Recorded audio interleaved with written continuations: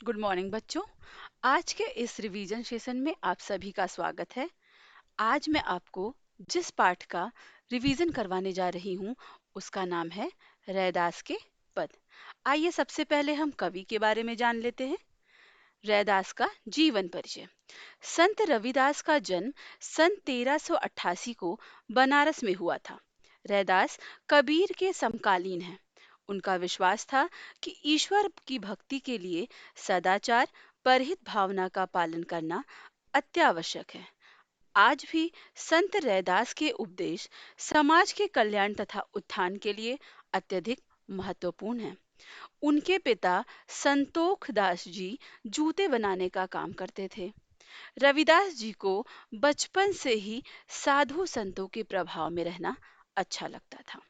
तो जैसा कि आपने अभी पढ़ा कि रैदास जी का या रविदास जी जिनका जन्म 1388 को बनारस में हुआ था, ये कबीर के समकालीन समकालीन यानी ये उन्हीं के समय में जिस समय में कबीर दास जी अपने संत विचारधारा के द्वारा लोगों को अच्छी शिक्षा दे रहे थे, उसी समय ये भी जो है उनके समकालीन ही ये इन्होंने भी उसी समय अपनी रचनाएं की थी। उनका विश्वास था, उनका मानना था कि ईश्वर की भक्ति के लिए, ईश्वर की को याद करने के लिए सदाचार, सदाचार का अर्थ है अच्छा व्यवहार, परहित भावना, परहित भावना, परहित यानी दूसरों के कल्याण की भावना का पालन करना अत्यधिक आवश्यक है। आज भी संत रैदास के उपदेश समाज के कल्याण तथा उत्थान के लिए अत्यधिक महत्वपूर्ण है।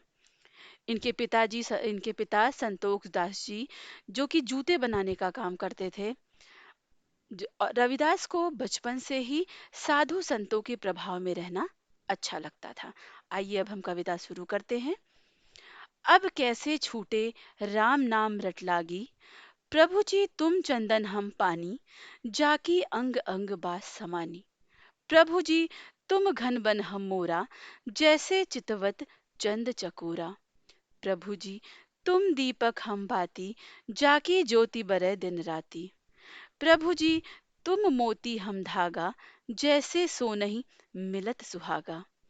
प्रभु जी तुम स्वामी हम दासा, ऐसी भक्ति करे रैदासा। सबसे पहले हम कठिन शब्दों के अर्थ समझेंगे, उसके बाद मैं आपको व्याख्या बताऊंगी। अब कैसे छूटे राम नाम रट लागी, प्रभु जी तुम चंदन हम पानी, जाकी अंग अंग बास समानी। छूटे, छूटे का अर्थ होता है छूटना। रट, रट का अर्थ है आदत। प्रभु, प्रभु का अर्थ है भगवान। अंग, अंग का अर्थ होता है शरीर। बास, गंध। समानी का अर्थ है समा गई। अब कैसे यानी अब किस प्रकार छूटे, छूट सकती है राम नाम, राम नाम रट लागी, राम नाम रटने की जो मेरी आदत पड़ गई है, जो हे ईश्वर आपको याद करने की जो मेरी आदत पड़ गई है, वो भला अब कैसे छूट सकती है। प्रभु जी तुम चंदन हम पानी, हे प्रभु तुम क्या हो, तुम चंदन हो, तुम चंदन के समान सुगंधित हो। चंदन एक सुगंधित लकड़ी, जैसा कि आप सभी जानते होंगे। हम पानी, उन्होंने अपने प्रभु को चंदन के समान कहा है। हम पानी, और उन्होंने सामान्य मनुष्य को किसके समान कहा है, पानी के समान। तो इनका कहना है कि हे प्रभु तुम चंदन जैसे सुगंधित हो और मैं पानी के समान हूँ, मतलब मेरे पास कोई अपने सुगंध नहीं है, कोई रंग नहीं है। जाकी अंग अंग बास समानी, जिस प्रकार जब पानी जो है वो चंदन में मिल जाता है तो चंदन के संपर्क में आने से वो खुद ही सुगंधित हो जाता है, उसी प्रकार आपके संपर्क में आने से, आपके पास आने से मैं भी क्या हो गया हूँ, सुगंधित हो गया हूँ। मेरे अंदर भी अच्छाइयाँ हो गई हैं, जिसका प्रभाव ये है कि जाकी अंग अंग बास समानी, कि उसकी खुशबू मेरे अंग अंग में, मेरे पूरे शरीर में फैल गई है। एक बार फिर से देखिए बच्चों। अब कैसे छूटे राम नाम रट लागी, अब मुझसे राम नाम रटने की जो आदत पड़ गई है वो भला कैसे छूटेगी? अब मुझसे राम नाम रटने की, ईश्वर को याद करने की जो मुझे आदत आदत लग गई है, वो भला कैसे छूट सकती है? प्रभु जी, तुम चंदन हम पानी। हे प्रभु, तुम चंदन के समान सुगंधित हो, तुम चंदन जैसे सुगंधित हो, और मैं पानी के समान हूँ, मतलब मेरे में कोई सुगंध नहीं है। जैसे चंदन जब पानी के संपर्क में आता है तो वो क्या हो जाता है, वो भी सुगंधित हो जाता है, और उसकी सुगंध चारों ओर फैल जाती है। जाकी अंग अंग बास समानी, जिसके अंग अंग में, जिसके कारण अंग अंग में यानी पूरे शरीर में चंदन की तरह सुगंध जो है वो फैल जाती है, उसकी गंध पूरे शरीर में फैल जाती है। इस यहाँ पे बच्चों, इन्होंने ईश्वर को जो है विभिन्न, इस पद में ईश्वर को कवि ने विभिन्न उपमाओं से अलंकृत किया है। इन्होंने यहाँ पे बहुत ही अच्छे ढंग से उपमा अलंकार का प्रयोग किया है। उपमा अलंकार का अर्थ होता है कि जब हम किसी वस्तु की किसी दूसरे वस्तु के साथ तुलना करते हैं तो वहां पे उपमा अलंकार का प्रयोग किया जाता है। दूसरा पद हम देखते हैं बच्चों। प्रभु जी, तुम घन बन हम मोरा, जैसे चितवत चंद चकोरा। प्रभु जी, तुम दीपक हम बाती, जाकी ज्योति बरे दिन राती। घन, घन का अर्थ होता है बादल। यहाँ पे पहले कठिन शब्दों के अर्थ देख लें बच्चों। घन का अर्थ है बादल, बन जंगल, मोरा मोर, चितवत देखना, चकोरा चकोर तीतर जाति का एक पक्षी है, बाती, बाती है रुई की बत्ती, जाकी, जाकी का अर्थ है जिसकी, ज्योति लौ, बरई बढ़ना, राति का अर्थ होता है रात। आइए अब हम इसकी व्याख्या देखे हैं। प्रभु जी यानी हे ईश्वर, तुम घन बन हम मोरा। तुम क्या हो? घन के समान हो, तुम बादल के समान हो। बन हम मोरा, और मैं क्या हूँ? बन हम मोरा, मैं बन यानी जंगल का मोर हूँ। तुम घन हो, तुम बादलों के समान हो, और मैं जंगल का मोर हूँ। जैसे मोर जो है वो घने बादलों को देख करके क्या हो जाता है, बहुत अधिक खुश हो जाता है, खुशी के मारे नाचने लगता है, वैसे ही मैं आपको देख करके बहुत अधिक खुश हो जाता हूँ। जैसे चितवत चंद चकोरा, जैसे चितवत, चितवत का अर्थ है देखता है, चंद चांद, और चकोरा है, चकोर एक तीतर जाति का पक्षी है। इसके बारे में कहा जाता है कि वो दिन रात सिर्फ चंद्रमा को ही निहारता रहता है, वो केवल और केवल चंद्रमा को ही देखता रहता है। तो यहाँ पे कवि जो है कह रहे हैं कि जैसे चकोर पक्षी केवल चंद्रमा को ही देखता रहता है, वैसे ही मैं केवल आपको ही निहारता रहता हूँ। एक बार फिर से हम ये लाइन देख लेते हैं। प्रभु जी, तुम घन बन हम मोरा। हे प्रभु, तुम बादलों के समान हो, घन हो, तुम बादलों के समान हो। बन हम मोरा, और मैं जंगल का मोर हूँ, मैं जंगल का मोर हूँ। जैसे घने बादलों को देख करके मोर खुशी से नाचने लगता है, वैसे ही मैं आपको देख करके बहुत अधिक खुश हो जाता हूँ। जैसे चितवत चंद चकोरा, जैसे चितवत, चितवत का अर्थ है देखता है, जैसे चांद को जो है चकोर पक्षी, चकोर एक पक्षी है, जैसे चकोर पक्षी सिर्फ और सिर्फ चांद को ही निहारता रहता है, वैसे ही मैं सिर्फ और सिर्फ आपका ही ध्यान करता हूँ। प्रभु जी, तुम दीपक हम बाती, जाकी ज्योति बरे दिन राती। प्रभु जी, तुम दीपक, तुम दिए के समान हो, हम बाती, और मैं कैसा हूँ? बाती, बाती बच्चों रुई की बत्ती। जैसे जब हम कोई दिया जलाते हैं तो उसके लिए सबसे पहले क्या करते हैं, रुई की एक बत्ती बनाते हैं, उसको दिए में रखते हैं, तेल डालते हैं, फिर उसे माचिस से जलाते हैं। तो वैसे ही कह रहे हैं कि हे प्रभु, तुम दीपक के समान हो, और मैं किसके समान हूँ? रुई की बत्ती के समान हूँ। जाकी ज्योति बरे दिन राती, जाकी जिसकी, ज्योति का अर्थ होता है लौ या प्रकाश, जिसका प्रकाश बरय का अर्थ होता है बढ़ता रहता है, जलता रहता है। दिन राति, जिसका प्रकाश दिन रात जलता रहता है।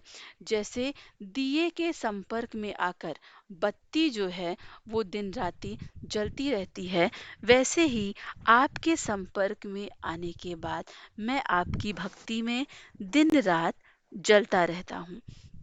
फिर से देखिए, प्रभु जी तुम घन बन हम मोरा, हे प्रभु तुम घन हो, तुम बादलों के समान हो। बन हम मोरा, और मैं क्या हूँ? जंगल का मोर हूँ। जैसे बादलों को देख करके मोर बहुत अधिक खुश हो जाता है, वैसे ही आपको देख करके मैं बहुत खुश हो जाता हूँ। जैसे चितवत चंद चकोरा, जैसे चितवत, जैसे चांद को जो है चकोर चकोर पक्षी जैसे सिर्फ चांद को ही देखता रहता है, वैसे ही मैं हमेशा सिर्फ आपको ही निहारता रहता हूँ, आपकी भक्ति में लीन रहता हूँ।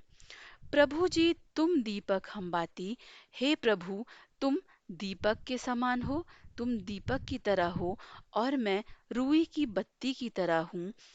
जैसे रुई की बत्ती दिए के संपर्क में आकर जलती रहती है, वैसे ही मैं आपकी भक्ति में दिन रात जलता रहता हूँ। दूसरा पद देखते हैं बच्चों हम। प्रभु जी तुम मोती हम धागा, जैसे सो नहीं मिलत सुहागा। प्रभु जी तुम स्वामी हम दासा, ऐसी भक्ति करे रे दासा। एक बार कठिन शब्दों का अर्थ फिर से देख लेते हैं। सोनही का अर्थ होता है सोने से, मिलत का अर्थ है मिलना, दासा का अर्थ है सेवक, और करई का अर्थ है करना। प्रभु जी तुम मोती हम धागा, तुम किसके समान हो? मोती के समान हो। और मैं कैसा हूँ? मैं धागे के जैसा हूँ। जैसे अगर मोती में मोती को धागे में पिरोकर कोई आभूषण बनाया जाए, तो उसकी कीमत, उसका मूल्य जो है वो और अधिक बढ़ जाता है। वैसे ही अगर मैं धागे के समान आप जैसे मोती में जब मिल जाता हूँ, तो मेरी भी कीमत या मेरी वैल्यू, मेरी भी अच्छाइयाँ जो है वो बढ़ जाती हैं। तो यहाँ पे कवि का कहना है कि जब मैं आपके संपर्क में आता हूँ, तो मैं भी मूल्यवान हो जाता हूँ। मेरे भी मेरी भी जो है मेरी भी अच्छाइयों की बढ़ोतरी हो जाती है। जैसे सोनही मिलत सुहागा, जैसे सोनही, जैसे सोने में, सोना गोल्ड वेट बच्चों, जैसे सोने में अगर मिलत मिलाया जाता है, सुहागा, सुहागा एक पदार्थ है जिसके बारे में कहा जाता है कि अगर हम उसे सोने में मिलाते हैं, तो सोने की जो अशुद्धियां होती हैं वो दूर हो जाती हैं, और वो और भी अधिक चमकदार हो जाता है। तो यहाँ पे इनका कहने का ये अर्थ है कि जैसे सोने में जब सुहागे को मिलाया जाता है, तो सोने की कीमत और भी अधिक बढ़ जाती है, उसकी अशुद्धियां जो है वो दूर हो जाती हैं, वो और भी अधिक चमकदार हो जाता है। वैसे ही जब मैं आपके संपर्क में आता हूँ, तो मेरी अशुद्धियाँ, मेरी जो बुराइयां हैं वो दूर हो जाती हैं, मैं और भी अधिक ज्ञानवान हो जाता हूँ। जैसे सोना जो है वो सुहागे के संपर्क में आके और भी प्योर हो जाता है और भी शुद्ध हो जाता है, वैसे ही जब मैं आपके संपर्क में आता हूँ, तो मेरी सारी की सारी अशुद्धियाँ दूर हो जाती हैं। दूसरी लाइन का अर्थ हम देखते हैं बच्चों। प्रभु जी तुम स्वामी हम दासा, ऐसी भक्ति करे रैदासा। यहाँ पे एक बहुत ही महत्वपूर्ण चीज आपको याद रखनी है, आप लिख कर भी रख सकते हैं कि इस पद में रैदास ने खुद को ईश्वर का दास माना है, और ईश्वर को क्या कहा है? अपना स्वामी कहा है, अपना मालिक कहा है। तो देखते हैं बच्चों हम कि प्रभु जी तुम स्वामी, तुम क्या हो? तुम स्वामी हो, तुम मेरे मालिक हो। हम दासा, और मैं क्या हूँ? आपका दास हूँ, आपका नौकर हूँ। ऐसी भक्ति करे रैदासा। रैदास अपने प्रभु के साथ इसी प्रकार की भक्ति करना चाहते हैं। किस प्रकार की बच्चों? तो रैदास अपने प्रभु के साथ दास्य भाव की, दास्य भाव की, वो अपने प्रभु को अपना सेवक कहते हैं, वो अपने प्रभु को अपना स्वामी कहते हैं और खुद को उनका दास कहते हैं। एक बार शुरू से हम फिर से इस पूरे पद का अर्थ देख लेंगे बच्चों। अब कैसे छूटे राम नाम रट लागी, यानी अब मुझसे राम नाम की जो मुझे रट लग गई है, जो मुझे ईश्वर को याद करने की मेरी जो आदत लग गई है, वो अब भला कैसे छूट सकती है, अर्थात अब वो मुझसे छूट नहीं सकती है। प्रभु जी तुम चंदन हम पानी, जाकी अंग अंग बास समानी। हे प्रभु, तुम चंदन के समान हो, सुगंधित हो, और मैं पानी के समान हूँ। जैसे जब पानी में चंदन को मिलाया जाता है तो चंदन की खुशबू के कारण पानी भी क्या हो जाता है, सुगंधित हो जाता है। उसी प्रकार जब मैं आपके संपर्क में आ जाता हूँ तो आपके कारण मैं बहुत, आपकी सुगंध, आपकी अच्छाइयाँ जो है वो मेरे अंदर आ जाती हैं। जाकि अंग अंग बास समानी, यानी जिसकी खुशबू मेरे अंग अंग में बस जाती है, आपकी अच्छाइयाँ मेरे पूरे शरीर में समा जाती हैं। प्रभु जी तुम घन बन हम मोरा, जैसे चितवत चंद चकोरा। प्रभु जी तुम घन हो, तुम बादलों के समान हो, बन हम मोरा, और मैं जंगल का मोर हूँ। जैसे बादलों को देख करके मोर बहुत अधिक खुश हो जाता है, वैसे ही आपको देखकर मैं बहुत खुश हो जाता हूँ, मैं बहुत प्रसन्न हो जाता हूँ। जैसे चितवत चंद चकोरा, जैसे चकोर पक्षी दिन रात किसे देखता रहता है, सिर्फ और सिर्फ चाँद को देखता रहता है, वैसे ही मैं सिर्फ और सिर्फ आपको ही निहारता रहता हूँ। प्रभु जी तुम दीपक हम बाती, जाकी ज्योति बरे दिन राती। प्रभु जी तुम दीपक के समान हो और मैं दीपक में जलने वाली रुई की बत्ती हूँ। जैसे दीपक जो है वो रुई के संपर्क में जब आता है, जब को दीपक में रखा जाता है तो वो दोनों जब दिए में तेल डाला जाता है तो रुई जो है वो जलती रहती है। वैसे ही जिस तरह दिए का प्रकाश जो है जलता रहता है, दिए की प्रकाश हमेशा बढ़ती रहती है, वैसे ही मैं आपकी भक्ति में दिन रात जलता रहता हूँ। प्रभु जी तुम मोती हम धागा, हे प्रभु तुम मोती के समान हो और मैं किसके जैसा हूँ, मैं धागे के समान हूँ। जैसे जब धागे में मोती को पिरोया जाता है तो वो आभूषण का रूप धारण कर लेता है, वो बहुत मूल्यवान हो जाता है, उसके गुण में बढ़ोतरी होती है। वैसे ही जब मैं आपके संपर्क में आता हूँ तो मेरे गुणों में भी बढ़ोतरी हो जाती है, मेरे गुण भी बढ़ जाते हैं, मैं भी मूल्यवान हो जाता हूँ। अर्थात मेरे अंदर अच्छाइयों की बढ़ोतरी होती है, मेरे अंदर अच्छी बातों का विकास होता है। जैसे सोनहि मिलत सुहागा, जैसे सोने में जब सुहागे को जब सोने में हम मिलाते हैं तो सुहागे के संपर्क में आके सोने की अशुद्धियां दूर हो जाती हैं, वो और भी अधिक चमकदार हो जाता है। वैसे ही आपके संपर्क में आने से मेरी अशुद्धियां जो है वो दूर हो जाती हैं, मेरी बुराइयां दूर हो जाती हैं और मैं चमकदार चमकदार यानी और भी अधिक ज्ञानवान हो जाता हूँ। प्रभु जी तुम स्वामी हम दासा, ऐसी भक्ति करे रह दासा। प्रभु जी तुम स्वामी हो, तुम मेरे मालिक हो और मैं आपका दास हूँ, मैं आपका सेवक हूँ और मैं आपसे ऐसी ही भक्ति करना चाहता हूँ। ऐसी ही भक्ति यानी मैं आपसे दास्य भाव की भक्ति करना चाहता हूँ। आइए बच्चों, अब हम दूसरे पद की तरफ जाते हैं, दूसरे पद को पढ़ते हैं। ऐसी लाल तुझ बिन कौन करे, गरीब निवाजू गुसैया मेरा, माथे छत्रु धरे, जाकी छोटी जगत को लागे, तापर तू ही ढरे, नीचहु ऊंच करे, मेरा गोविंद काहू तेना डरे, नामदेव कबीर तिलोचनु सधना सैनु तरै, कहि रविदास सुनहु रे संतहु, हर जीवते सभई सरै। अब सबसे पहले कठिन शब्दों के अर्थ देखेंगे। ऐसी लाल तुझ बिन कौन करे, गरीब निवाजू गुसैया मेरा, माथे छत्रु धरे। ऐसी लालू, ऐसी लालू का अर्थ है, सबसे पहले इसके कठिन शब्दों के अर्थ देखिए। बिनु का अर्थ है बिना, कवनु कौन, करई करना, गरीब निवाजू दीन दुखियों पर दया करने वाला, गुसैया स्वामी, माथई माथा, छत्रु छत्र, धरई धारण करना, लाल स्वामी।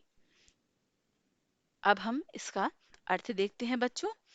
ऐसी लाल, ऐसी यानी इस प्रकार की, लाल हे स्वामी इस प्रकार की कृपा तुझ बिनु कौन करे, तुम्हारे बिना हे स्वामी, तुम्हारे बिना इस प्रकार की कृपा कोई भी नहीं कर सकता। बच्चों यहाँ पे उन्होंने अपने ईश्वर को सर्वशक्तिमान, गरीबों पर दया करने वाला और सबका स्वामी बताया है। एक बार फिर से इस लाइन को देखिए। ऐसी लाल, ऐसी कृपा तुझ बिनु कौन करे, हे स्वामी ऐसी कृपा आपके बिना और कौन कर सकता है। गरीब निवाजू गुसैया मेरा, आप क्या हो? गरीब निवाजू हो। गरीब निवाजू गरीबों पर दया करने वाले, गुसैया मेरा, गुसैया का अर्थ है स्वामी। आप गरीबों पर दया करने वाले हो, आप गरीबों पर दया करने वाले, गुसैया मेरा मेरे स्वामी हो। माथे छत्रु धरे, माथे आपने मेरे मस्तक पे, छत्रु का अर्थ है छत्र या मुकुट, धरे धारण करवाया है। अच्छा, अब यहाँ पे इनका मीरा माथे छत्रधरे कहने का अर्थ इसलिए इन्होंने ये बात कही है क्योंकि जैसा कि आपने शुरू में ही देखा, इनके पिताजी क्या करते थे? जूते बनाने का काम करते थे। ये एक नीच जाति में इन्होंने जन्म लिया था। तो उस समय ऐसा था बच्चों कि जिस समय में जिस तत्कालीन समाज के बारे में इन्होंने वर्णन किया है, वहाँ पे नीच व्यक्ति को समाज में बहुत ज़्यादा उच्च स्थान नहीं प्राप्त था। तो इसीलिए इन्होंने कहा है कि आप गरीबों पर दया करने वाले मेरे स्वामी हो और आपने मेरे जैसे निम्न जाति के व्यक्ति के ऊपर के मस्तक पर भी क्या रखा है? छत्र धारण करवाया है। माथे पर आपने मेरे मुकुट धारण करवाया है। मुझ जैसे निम्न जाति के व्यक्ति के मस्तक पर भी आपने छत्र धारण करवाया है, अर्थात मुकुट धारण करवाया है। एक बार फिर से देख लीजिए बच्चों। ऐसी लाल, ऐसी कृपा तुम्हारे बिना और कौन कर सकता है। गरीब निवाजू आप क्या हो? गरीबों पर, दीन दुखियों पर दया करने वाले, गुसैया मेरा का अर्थ है स्वामी हो। आप गरीबों पर दया करने वाले मेरे स्वामी हो और आपने मुझ जैसे निम्न जाति के व्यक्ति के मस्तक पर भी क्या रखा है? छत्र रखा है, कि मस्तक पर आपने मुकुट रखा है। दूसरे पद का अर्थ हम देखते हैं बच्चों। जाकी छोटी जगत कऊ लागे, तापर तू ही ढरे, नीचहु ऊंच करे, मेरा गोविंद काहू ते ना डरे। छोटी का अर्थ है छुआछूत। कठिन शब्द के एक बार अर्थ फिर से देखेंगे हम। छोटी का अर्थ है छुआछूत, जगत, संसार, कऊ को, तू ही, तुम ही, नीचहु नीच। जाकी छोटी जिसको छूने से ही जगत को लागे, जिसको छूने से ही जगत का अर्थ है संसार, कऊ को लागे अर्थात जिसको छूने से ही, जिस निम्न जाति के व्यक्ति को छूने से ही इस पूरा संसार क्या हो जाता है? अछूत हो जाता है। अछूत यानी अनटचेबल। अछूत जिसको छूने से ही लोग अछूत हो जाते हैं। तापर तू ही ढरे, ढरे का अर्थ बच्चों कृपा करना। तापर तू ही ढरे, उस पर भी आपने ही कृपा की है। जिसको छूने से ही सारा संसार अछूत हो जाता है, तापर तू ही ढरे, उस पर तुमने ही क्या की है? कृपा की है। जिसको छूने से ही सारा संसार अछूत हो जाता है, उस पर तुमने ही कृपा की है। नीचहु ऊंच करे, नीचहु ऊंच करे यानी आपने निम्न जाति के व्यक्ति को भी क्या कर दिया है? ऊंच करे यानी उच्च कोटि का बना दिया है। निम्न जाति में जन्मे व्यक्ति को भी आपने उच्च कोटि का कर दिया है। मेरा गोविंद काहू ते न डरे, मेरा गोविंद, मेरा ईश्वर, काहू ते न डरे, किसी से भी नहीं डरता है। मेरा आपने निम्न जाति के व्यक्ति को भी उच्च कोटि का कर दिया है, और मेरा ईश्वर वो किसी से भी नहीं डरता है। जाकी छोटी, एक बार फिर से हम देखेंगे बच्चों। जाकी छोटी, जिसको छूने से ही जगत को उलागे, पूरा संसार क्या हो जाता है? अछूत हो जाता है। तापर तू ही डरे, उस पर आपने ही कृपा की है। जिसको छूने से ही पूरा संसार अछूत हो जाता है, उस पर आपने ही कृपा की है। नीचहु ऊंच करे, आपने निम्न कुल के, नीच जाति के जो लोग हैं उनको उच्च कोटि का बना दिया है। और मेरा ईश्वर वो काहू ते न डरे, वो किसी से भी डरता नहीं है। दूसरा देखते हैं बच्चों, दूसरा पद हम देखते हैं। नामदेव कबीर तिलोचनु, सधना सैनु तरय, कहि रविदास सुनहु रे संतहु, हर जीवते सभय सरय। नामदेव कबीर तुलोचन, सधना सैनु तरय। नामदेव, नामदेव यहाँ पे विभिन्न संप्रदाय के जो संत थे उनके विषय में इन्होंने वर्णन करते हुए कहा है नामदेव।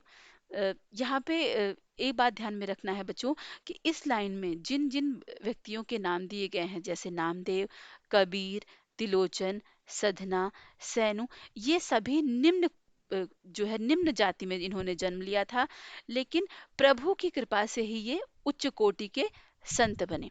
तो इन्होंने किसके बारे में सबसे पहले कहा है? नामदेव के बारे में। नामदेव जो कि महाराष्ट्र के एक प्रसिद्ध संत थे, इन्होंने हिंदी और मराठी दोनों भाषाओं में अपने अपने जो है अपने दोहों को लिखा है, अपने पदों को लिखा है। कबीर, जैसा कि कबीर के बहुत सारे दोहे आप लोगों ने पढ़े होंगे बच्चों। कबीर एक संत संप्रदाय के जो है ज्ञानी कवि थे। तिलोचन, त्रिलोचन, त्रिलोचन जिसे इनका असली नाम त्रिलोचन था, जिसे नाम ये नामदेव के क्या थे? गुरु थे। सधना, सधना ये भी निम्न कोटि के, निम्न जाति में इन्होंने जन्म लिया था। सैनु, सैनु ये छिपी जाति में जन्म लिया था इन्होंने। ये सारे संत संप्रदाय के कवि थे। कौन कौन? नामदेव, कबीर, तिलोचन, सधना और सैनु। इन सबको आपने तरह, इन पर आपने कृपा की थी, इनको आपने तारा था, इनके दुखों को दूर किया था और इन्हें ज्ञान का प्रकाश दिया था। कही रविदास सुनहु रे संतो, रविदास जी कहते हैं कि सुनहु रे संतो, हे संतो सुनो, हर जीवते सबय सरे, हर जीवते, हर एक जी से, ईश्वर से ही सबय सरे, सभी का कल्याण हो सकता है। ईश्वर के द्वारा ही सबय सरे, सबका कल्याण हो सकता है। एक बार फिर से देख लो बच्चों। नामदेव, कबीर, तिलोचन, सधना, सैनु, ये जो निम्न जाति में जन्मे जो व्यक्ति थे, इन इन इनके ऊपर आपने ही कृपा की है। आपकी कृपा के कारण ही ये जो है ये संत संप्रदाय के बहुत बड़े कवि बन गए हैं ये सारे लोग। तो रविदास जी कहते हैं, रैदास जी कहते हैं, सुनहु रे संतो, हे संतो सुनो, हर जीवते सभई सब सरय, हर की कृपा से ही सब कुछ संभव हो सकता है। तो बच्चों एक बार हम पुनः देखेंगे इसको, एक बार पुनः इस पद को हम पढ़ेंगे। ऐसी लाल तुझ बिन कौन करे, ऐसे हे स्वामी ऐसी कृपा तुम्हारे बिना और कौन कर सकता है। गरीब निवाजू, आप गरीबों पर दया करने वाले। गुसैया मेरा, मेरे स्वामी हैं। माथे छत्रु धरे, और आपने मुझ जैसे निम्न कुल में जन्म लेने वाले व्यक्ति के मस्तक पर मुकुट धारण करवाया है। जाकी छोटी जगत को लागे, जिसके छूने से ही ये सारा संसार अछूत हो जाता है। तापर तू ही ठहरे, उस पर आपने ही कृपा की है। नीचहु ऊंच करे, आपने निम्न कुल में जन्मे व्यक्ति को भी उच्च पदवी दी है, उच्च कोटि का बनाया है। मेरा गोविंद काहू ते न डरे, मेरा ईश्वर किसी से भी डरता नहीं है। नामदेव, कबीर, तिलोचन, सधना सैनु तरह। नामदेव, कबीर, तिलोचन, सधना, सैनु, इन पर आपने ही कृपा की है। इन निम्न कुल में जन्मे व्यक्तियों के ऊपर आपने ही अपनी कृपा दृष्टि बरसाई है, जिसके कारण वो संत कवि की श्रेणी में आ चुके हैं। कही रविदास, रैदास जी कहते हैं कि सुनो रे संतो, हे संतो सुनो, हर जीवते सब है सरय, ईश्वर की कृपा से ही सब कुछ संभव हो सकता है। तो बच्चों, मुझे आशा है कि आप सभी को आज का ये रिवीजन समझ में आ गया होगा। धन्यवाद बच्चों।